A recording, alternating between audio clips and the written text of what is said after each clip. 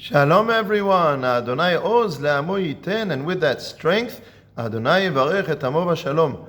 Parashat Pinchas Tafshin Pei. At the end of Parashat Balak, the Torah describes a severe sin that Bnei Israel committed with the daughters of Moab and Midian.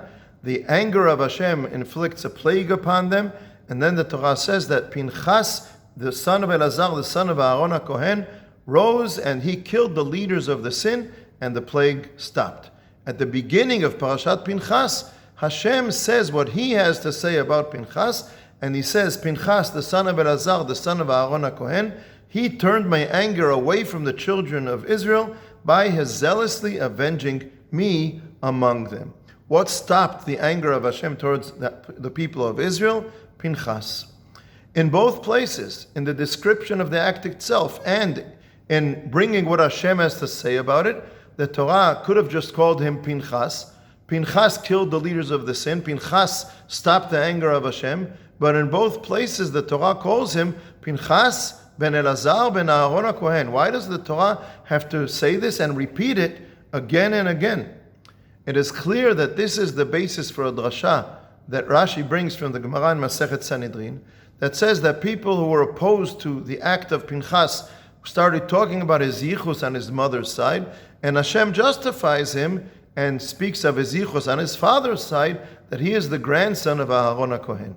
Harav Kook in his Sidur Olat Re'aya, Harav Kook takes this to a more spiritual meaning. There were people who opposed to Pinchas's action. Why? It's clear. Because it's a very zealous act. And Harav Kook says there are two kinds of zealous people. One of them is a person who's just a violent person. He loves being zealous. He enjoys killing enemies and things like that.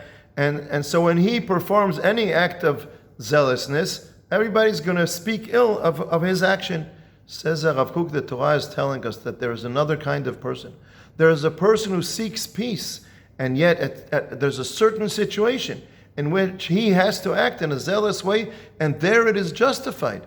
And that's why the Torah is telling us he is the grandson of Aharon hakohen, because what is the number one quality that we know about Aharon hakohen? That he is Ohev Shalom v'rodef Shalom. He is a person who pursues peace. So Pinchas here is also a person who is pursuing peace and not just a guy who loves being violent and performing acts of zealousness. The heart of the issue here is that a zealous act is truly problematic. And even if the person performing this action has good intentions, it's difficult to justify it. And this is what's bothering Harav Kook and the Midrash and actually the Torah itself. And this is a very serious question. Yes, the difference if it's just a violent person or a person with good intentions who's using violence in a certain situation, I do think that's a significant question. But at the same time, I would find it very difficult in any situation today to justify even a good person who's performing a zealous act. But you know what? There is one situation in which I would justify it. And that is when we use very strong power to go to war against enemies who are trying to annihilate us. And I think at this situation, even in this situation, it's very important to check ourselves. What are our intentions? Are we just enjoying violence, killing, winning wars? Or are we actually trying to do something that is to make the world better? And I wanted to be clear. It is absolutely justified in my eyes to use strength to kill enemies in this situation. And at the same time, I think it's important to ask ourselves and to not to forget to ask this question.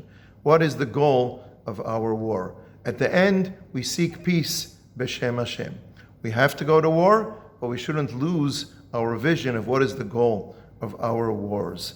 And I remember the words of Eitan Oster, Zichrono Livracha, Hashem Yikom Damo, who went into Lebanon and was killed. And before he went into Lebanon, he quoted the saying that a true warrior goes to war not because of the people opposing him, but because he knows what he's protecting behind him. So just in case this wasn't clear to someone, I'm summing it up once again. To fight powerfully, to be good at war and to win wars and to kill our enemies who really desire to annihilate us? Absolutely yes.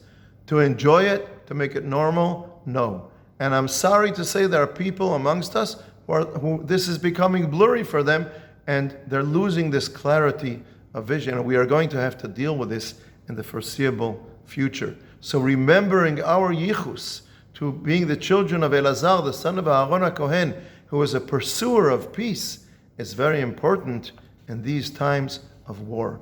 And I pray that we should receive the blessing that Hashem gave Pinchas, Hineni noten lo et briti shalom, I give him, may Hashem give us, his covenant of peace. Shabbat shalom.